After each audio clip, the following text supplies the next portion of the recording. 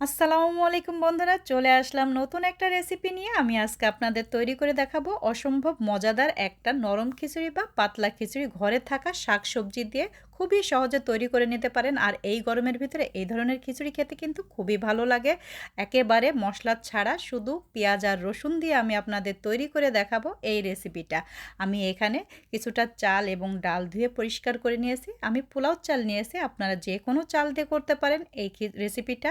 আমি এখন এখানে দিয়ে দিব বেশ কিছুটা গাজর এবং আলু সুন্দর করে কেটে ধুয়ে পরিষ্কার করে নিয়েছি, দিয়ে দিলাম। আপনারা চাইলে যে কোনো সবজি দিয়ে করতে পারেন।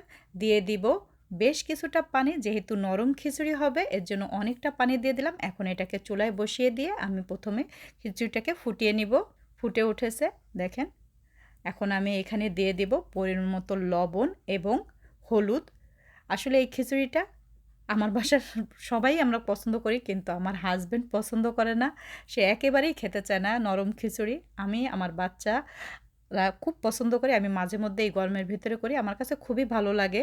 আসলে এরকম পাতলা খিচুড়িটা হলে খুব ভালো লাগে। আমি দিয়ে দিব এখানে পুঁইশাক। এটা আমার গাছের পুঁইশাক। এই ভিডিওটা আমার আগেই করা ছিল, সেটাই আপনাদের সাথে শেয়ার করতেছি। আপনারা চাইলে লাউ শাক, ডাঁটা শাক, পুঁইশাক যে কোনো শাক দিয়ে করতে পারেন, অসম্ভব ভালো লাগে খেতে। এখন এটাকে আমি আবার বেশ কিছুক্ষণ একটু রান্না করে নেব ঢেকে দিয়ে। আমি এখন এখানে দিয়ে দিব কিছুটা কাঁচামরিচ। আমি তো এখানে কোনো রকমের কোনো বাটা মশলা দিব না। ধরেন ধনিয়ার গুঁড়া বা জিরার গুঁড়া, আদা রসুন বাটা, এগুলো কিচ্ছু দেবো না। এগুলো দিলে মনে হয় কি খিচুড়ির টেস্টটা আমার কাছে ভালো লাগে না খেতে। আমি শুধু পেঁয়াজ রসুন দিয়ে আমি এই খিচুড়িটা রান্না করব। দেখেন আমার খিচুড়িটা কিন্তু প্রায় হয়ে আসছে, আরেকটু রান্না করে নেব। দেখেন একেবারেই কিন্তু নরম হয়ে গিয়েছে, খিচুড়িটা সিদ্ধ হয়ে গেছে সব জিনিস। এখন এটাকে আমি তেলে দিয়ে দিব। একটা প্যান বসিয়ে দিয়ে দিলাম, দিয়ে দেবো বেশ কিছুটা তেল, আর দিয়ে দেব এখানে কিছুটা জিরা। আস্ত যে জিরাটা আছে সেই জিরাটা দিয়ে দেব, আর দিয়ে দিব কয়েকটা শুকনা মরিচ। শুকনা মরিচটা দিলে খিচুড়িটা আর এই জিরাটার জন্য খিচুড়িটার সেন্টটা অন্যরকম হয়, খুব সুন্দর একটা সুঘ্রাণ বের হয় খিচুড়ির থেকে। আমি শুকনা মরিচ আর জিরাটাকে প্রথমে একটু ভেজে নিব। তারপরে এখানে আমি দিয়ে দিব বেশ কিছুটা রসুন কুচি। দিয়ে দিলাম বেশ কিছুটা রসুন কুচি, আর দিয়ে দেবো বেশ কিছুটা পেঁয়াজ কুচি। এটাই পেঁয়াজ রসুন আর শুকনা মরিচ আর জিরা দিয়েই মানে তেলে দিলে এই খিচুড়ির টেস্টটা বহুগুণ বেড়ে যায়।